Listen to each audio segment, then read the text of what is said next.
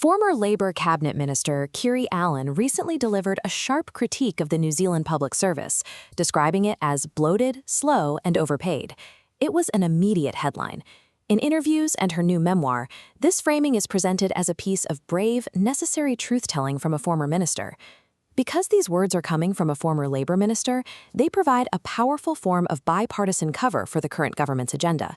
That agenda involves 6.5 to 7.5% budget cuts across the public sector and the dismantling of dedicated Māori teams within government agencies. I'm Ivor Jones, the Māori Green Lantern.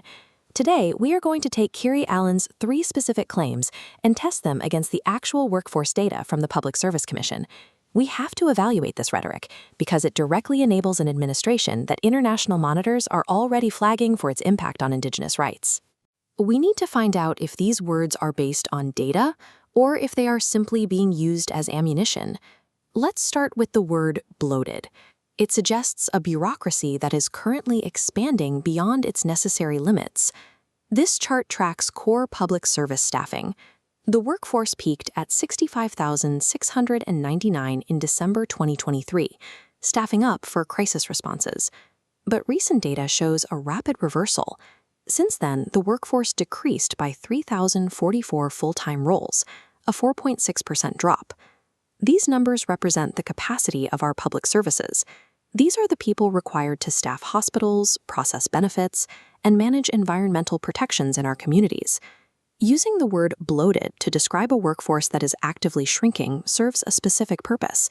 It rebrands the removal of essential frontline services as a simple matter of efficiency. The second claim is that these workers are overpaid compared to those in the private sector. While the critique focuses on upper management, it ignores the reality of the frontline. Māori staff make up 16.6% of the public service, often carrying an immense cultural and pastoral load. This visualization shows the compensation and career progression for staff at publicly funded universities. Māori and Pacific women academics earn 15% less on average than their Pākehā male counterparts, and they are 65% less likely to be promoted. This economic reality is why we see teachers and frontline staff marching in the street.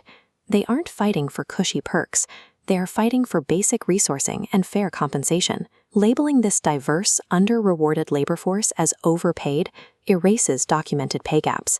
It is a direct attack on the mana of the people doing the hardest work in our communities. Finally, there is the claim that the system is slow.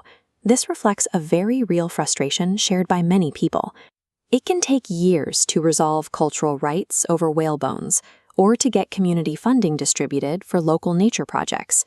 However, blaming the individual staff for these delays ignores the centralized political architecture that dictates their every move. This architecture is often punitive by design. Māori staff are frequently forced to administer poverty and implement policies that were specifically built to minimize Māori priorities and to tyranny obligations. This administrative friction is a deliberate tool of the state. By weaponizing bureaucratic gatekeeping and racist legislation, the system can marginalize rights and control the populations it is supposed to serve. In Tonga, we recognize the concept of Māori, or life force. Blanket attacks on the public service drain the Māori of the Māori and working-class staff who are currently trying to hold these institutions together. Kiri Allan's rhetoric functions as a misdirection ritual. It shifts the public's frustration away from the Crown structures that breach te tiriti and places it onto the frontline workers instead.